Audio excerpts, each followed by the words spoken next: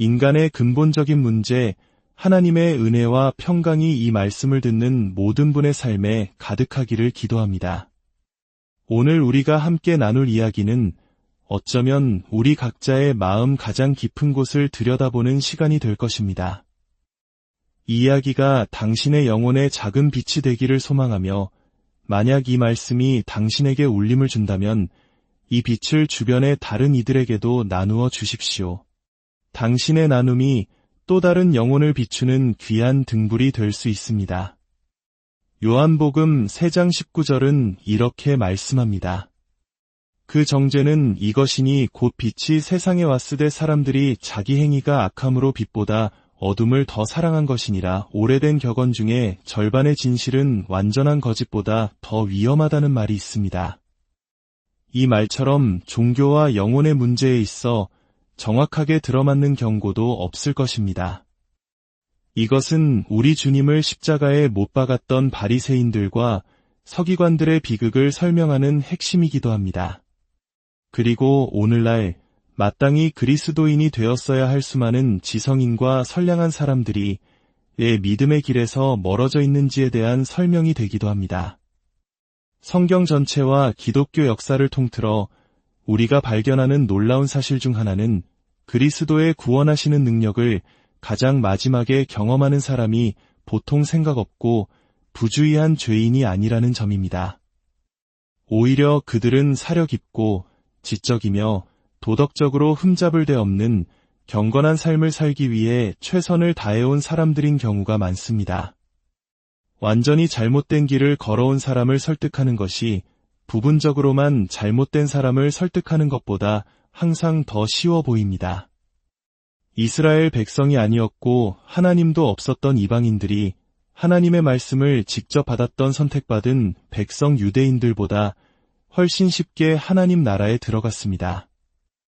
이 모든 사실은 영적인 세계에서 절반의 진실이 얼마나 위험한지를 보여주는 예입니다. 이는 사탄의 교활한 전략이기도 합니다. 사탄은 절반의 진실이 인간의 본성을 얼마나 쉽게 만족시킬 수 있는지 잘 알고 있습니다. 어떤 의미에서 절반의 진실은 완전한 거짓말보다 온전한 진리에서 훨씬 더 멀리 떨어져 있습니다. 완전한 거짓말은 진리와 명백히 대립합니다. 그것은 진리인 척하려는 시도조차 하지 않는 진리의 정반대편에 서 있는 것입니다. 그러나 절반의 진실은 진리의 방향을 가리키는 것처럼 보이고 진리의 편에 서 있는 것처럼 행세합니다. 그것은 너무나 많은 것을 제공하는 것처럼 보여서 순진한 사람들은 그것이 전부라고 착각하기 쉽습니다. 어설프게 아는 것은 아무것도 모르는 것보다 훨씬 더 위험합니다.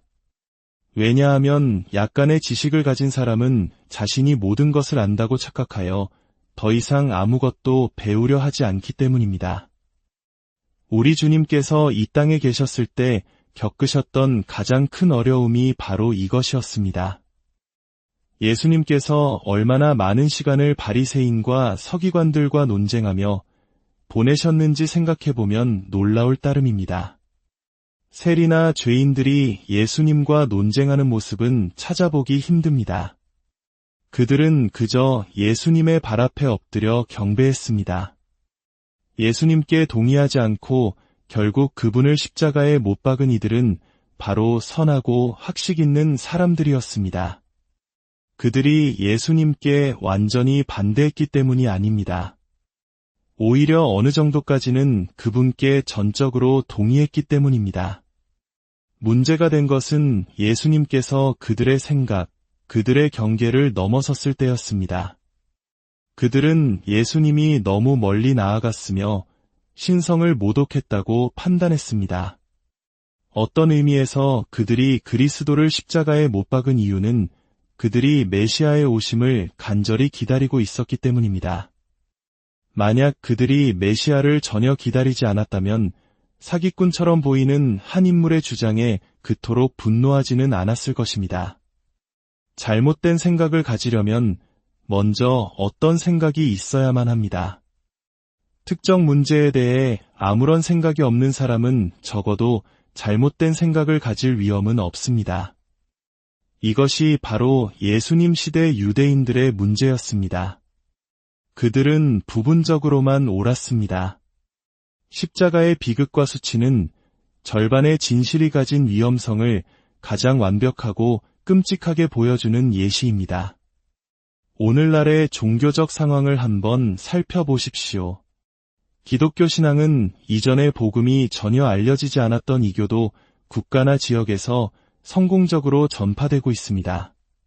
반면에 기독교 국가들, 어려서부터 신앙 안에서 자라교회에 다녔던 사람들 사이에서는 오히려 쇠퇴하고 있습니다. 기독교에 대한 격렬한 반대와 비판은 방탕하고 부도덕한 사람들로부터 나오는 것이 아니라 오히려 선하고 도덕적인 이상주의자들과 박애주의자들에게서 나옵니다. 이는 예수님 시대의 상황과 너무나도 정확히 일치합니다. 현대의 박애주의자들과 이상주의자들을 그리스도인과 비교해 봅시다. 그들은 공통된 기반 위에서 출발합니다. 양쪽 모두 이 세상과 인류에게 무언가 근본적으로 잘못되었다는 것을 인정합니다. 세상에 만연한 고통, 불의, 추악함이 인류 문명의 수치라는 점에 동의합니다. 한쪽에서는 사치와 낭비가 넘쳐나고 다른 한쪽에서는 극심한 빈곤과 결핍이 존재하는 이 끔찍한 불평등을 함께 규탄합니다. 삶은 고귀하고 기쁘고 숭고해야 하며 더러움, 비참함, 죄악은 우리를 부끄럽게 만드는 것들이라는 데에도 의견을 같이 합니다. 인간의 탐욕과 이기심, 권력욕, 온갖 비열한 음모와 술수, 부정직함, 이 모든 것들은 이상주의자와 그리스도인 모두를 슬프게 합니다. 둘 다 전쟁을 혐오하고 이혼과 불륜, 인간의 무절제한 욕망에 절망합니다. 이처럼 세상을 있는 그대로 바라볼 때 그들은 무언가 끔찍하게 잘못되었다는 점에 전적으로 동의합니다. 그리고 이 부패를 막기 위해 무언가 조치를 취하지 않으면 문명 전체가 무너질 것이라는 데에도 동의합니다. 여기까지는 아무런 이견이 없습니다. 하지만 문제는 바로 그 다음부터 시작됩니다. 겉보기에는 같아 보이지만 예수님께서 비유로 말씀하신 두 집처럼 그들이 서 있는 기초는 완전히 다릅니다. 모래와 반석만큼이나 다릅니다. 그들은 무언가 잘못되었다는 점에는 동의하지만 정확히 무엇이 잘못되었는가에 대해서는 근본적으로 나뉩니다. 이 차이가 얼마나 중대한지를 설명하기 위해 의학적 비유를 들어보겠습니다. 한 환자가 오른쪽 배의 통증을 느끼며 침대에 누워 있습니다. 의사와 일반인 두 사람이 그를 찾아옵니다. 둘 다 환자가 아프다는 것, 열이 나고 얼굴이 붉으며 통증을 겪고 있다는 점에 동의합니다. 일반인은 아마 음식을 잘못 먹어서 그런 것이니 곧 괜찮아질 것이라고 말합니다. 그러나 의사는 환자를 더 자세히 살피고 이것이 급성 맹장염이며 즉시 수술하지 않으면 생명이 위험할 수 있다는 것을 즉시 알아차립니다. 두 방문객은 어느 지점까지는 전적으로 동의했지만 정확히 무엇이 문제인가라는 진단에서 생사가 갈릴 만큼 근본적으로 달랐던 것입니다. 이것이 바로 현대의 도덕주의자, 이상주의자들과 그리스도인의 차이입니다. 오늘 본문은 선언합니다. 그 정죄는 이것이니 다른 어떤 것이 아니라 바로 이것이라는 것입니다. 인류를 괴롭히는 악이 있다는 것을 막연히 인정하는 것만으로는 충분하지 않습니다. 우리는 문제의 원인이 어디에 있는지 그 뿌리를 찾아야 합니다. 질병을 제대로 치료하기 전에 먼저 그 병을 발견하고 정체를 밝혀내야 합니다. 이것이 바로 하나님의 계시가 세상의 지혜와 항상 싸워야 했던 투쟁이 핵심입니다. 구약 성경에서 거짓 선지자들과 하나님의 종들 사이에 빈번했던 충돌도 바로 이 때문이었습니다. 거짓 선지자들은 항상 무언가 잘못되었다는 것을 인정했습니다. 그들은 완전히 어리석거나 눈이 먼 자들이 아니었습니다. 그들에 대한 고발은 항상 아무 문제 없다고 외쳤기 때문이 아니라 예레미야 8장 11절의 말씀처럼 내 딸 백성의 상처를 가볍게 여기면서 말하기를 평강하다 하나 평강이 없도다 라고 했기 때문입니다. 그들은 실제 문제를 정직하게 마주하는 대신 듣기 좋은 말과 쉬운 회복을 예언했습니다. 어떤 의미에서 세상이 잘못되었고 죄악으로 가득 차 있다고 알리는 것만이 복음의 역할은 아닙니다. 생각 있는 사람이라면 누구나 그 정도는 알고 있습니다.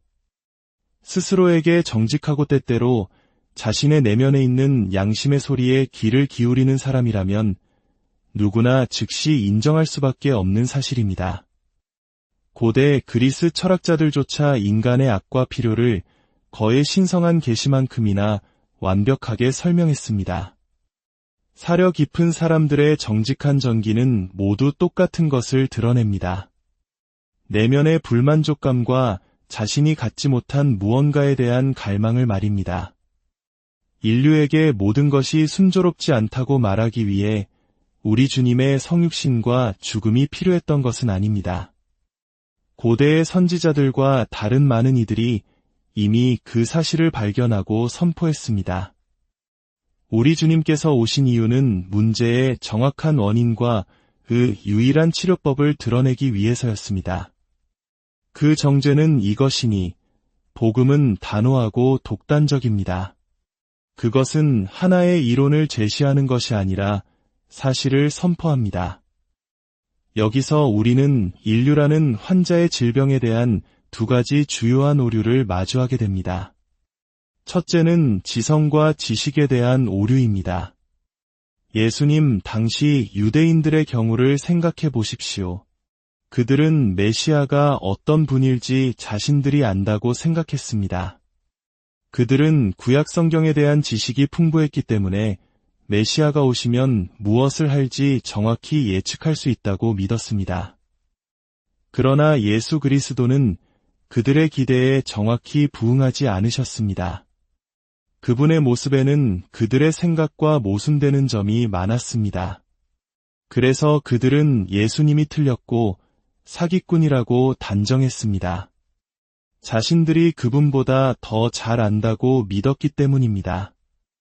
그들은 예수님이 행하신 모든 기적과 놀라운 일들을 무시하고 결국 그분을 죽였습니다.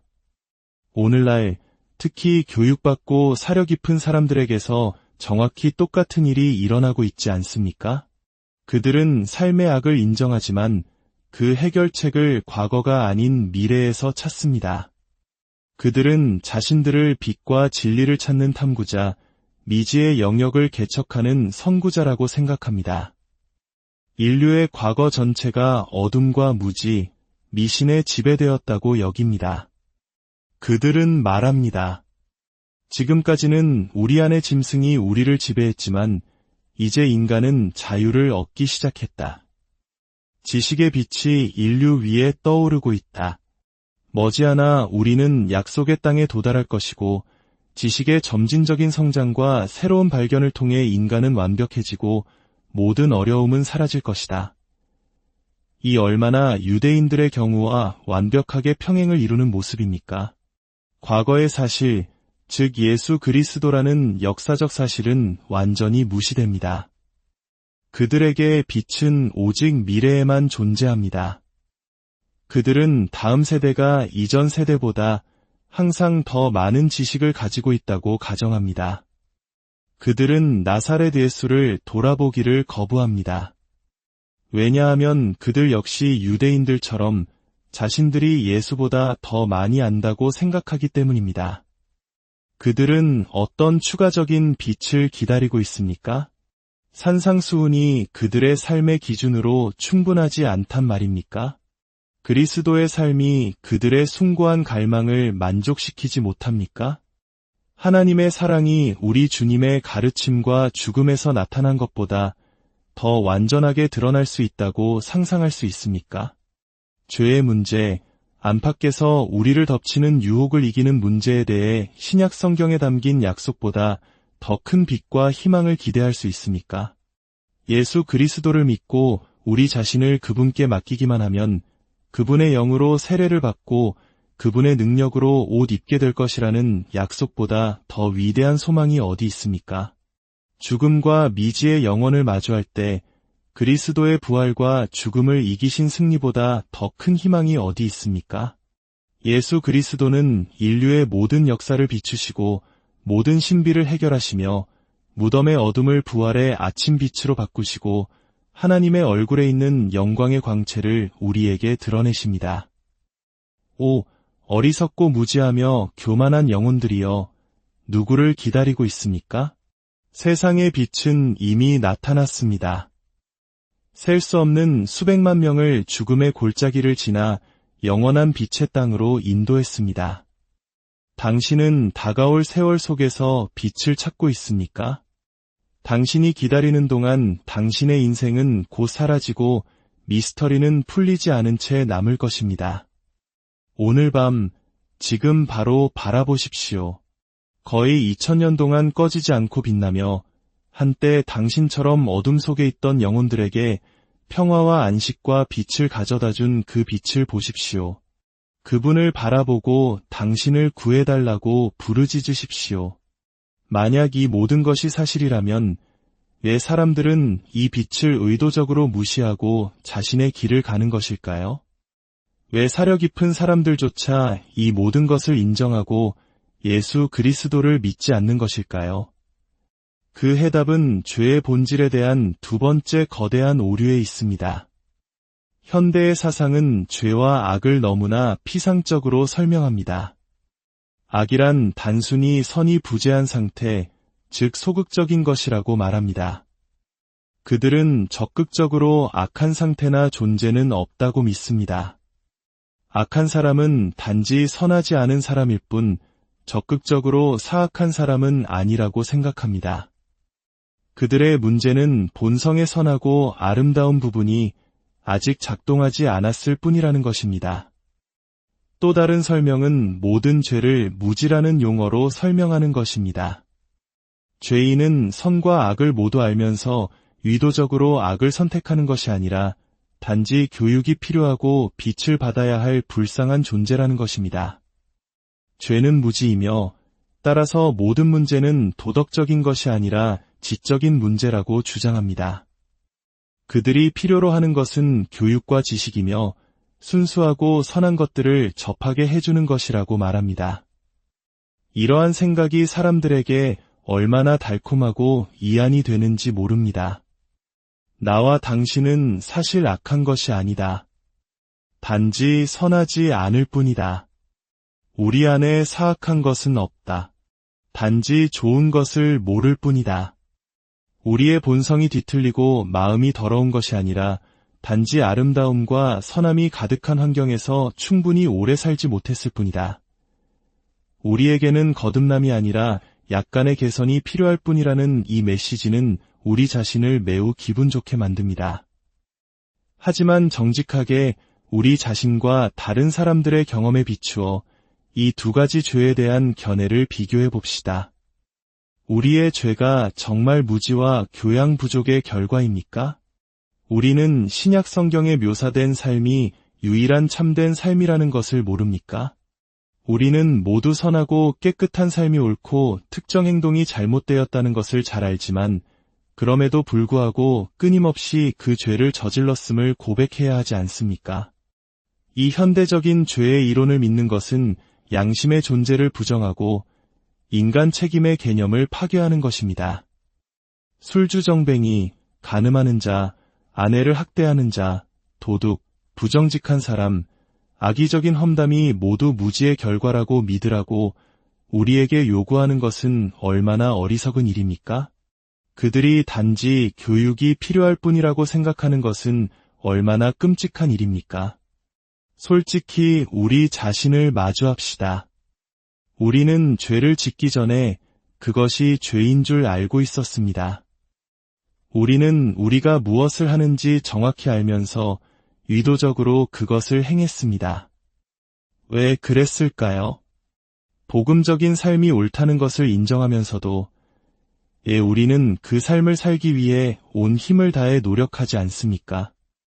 우리는 회심한 친구들이 이전보다 더 나은 사람이 된 것을 보면서도 교회를 비웃고 조롱합니까? 만약 내일 아침 하나님이 존재하지 않고 모든 종교가 꾸며낸 이야기라는 것이 의심의 여지 없이 증명된다면 수많은 비그리스도인들이 안도하고 기뻐할까요? 그 답은 단 하나뿐입니다.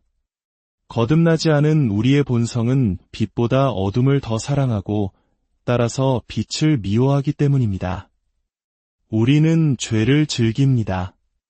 죄의 맛을 음미하고 그것을 사랑합니다. 그것이 불법이고 금지된 것임을 알면서도 말입니다. 그곳에서 우리는 쾌락과 행복, 삶의 기쁨을 찾습니다. 우리는 무엇을 미워합니까? 우리의 즐거움을 망치고 우리를 불행하게 만들고 우리가 틀렸다고 지적하는 모든 것을 미워합니다. 그리고 그리스도와 하나님 아버지보다 더 그것을 잘하는 이가 누가 있겠습니까? 죄인이 그리스도인과 안식일, 교회 출석을 미워하는 것은 당연합니다. 그 모든 것이 자신을 정죄하고 자신의 참모습을 보게 만들기 때문입니다. 열왕기상 22장에 나오는 아합 왕의 이야기는 이 모든 것을 완벽하게 보여줍니다. 아합은 적을 공격하여 빼앗긴 도시를 되찾고 싶어 했습니다. 그는 모든 선지자들을 모았고 그들은 모두 아합에게 유리한 예언을 했습니다. 그때 여호사밧 왕이 묻습니다. 우리가 물을 만한 여호와의 선지자가 여기 또 있지 아니하니이까? 그러자 아합 왕이 대답합니다.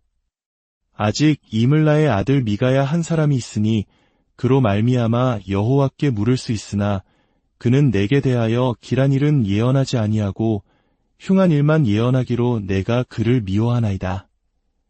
이것이 바로 우리의 본성입니다. 우리는 진리를 알지만 그 진리가 우리를 정죄하고 불편하게 만들기 때문에 미워합니다. 우리의 본성은 뒤틀려 있고 타락했으며 옳은 것보다 그른 것을 선호하고 아는 선보다 악을 더 즐깁니다.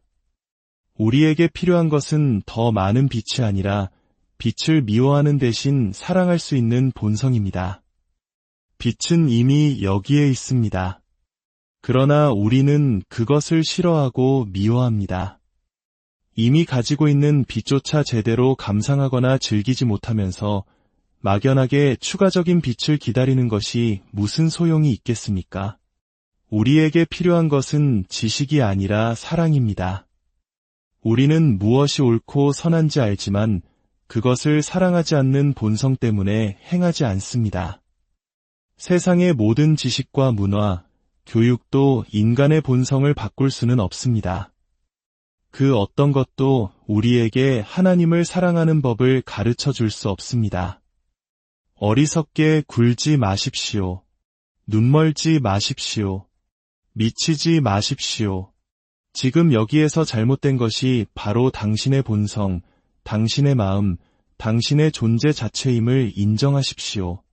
세월이 흐를수록 당신은 나아지는 것이 아니라 더 나빠지는 경향이 있음을 깨달으십시오. 어느 누가 자신의 힘으로 하나님에 대한 미움을 사랑으로 바꾼 적이 있습니까? 아무도 없습니다. 그러나 그런 변화는 실제로 일어났습니다. 바울과 수백만의 다른 사람들은 한때 그리스도를 미워하고 교회를 핍박했지만 나중에는 내게 사는 것이 그리스도니 라고 말하게 되었습니다. 무슨 일이 일어난 것일까요? 그들은 그리스도의 비단에서 자신의 진짜 모습을 보았습니다. 그들은 그분께 자비를 구했고 자비를 얻었으며 나아가 새로운 본성을 얻었습니다. 바로 여기에 길이 있습니다. 만약 당신이 이 사실을 인정하지 않는다면 당신은 정죄 아래에 있을 것입니다. 그러나 만약 당신이 그것을 보고 받아들인다면 당신은 영원토록 안전할 것입니다. 하나님의 크신 사랑과 은혜가 당신의 삶을 인도하시길 그리고 이 진리의 빛이 당신의 마음을 비추어 참된 자유와 평안을 주시기를